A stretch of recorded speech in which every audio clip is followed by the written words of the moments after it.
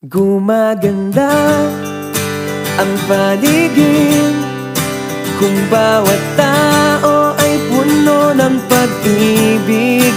Napapawi ang bigati, masilayan lang ang iyong ngiti.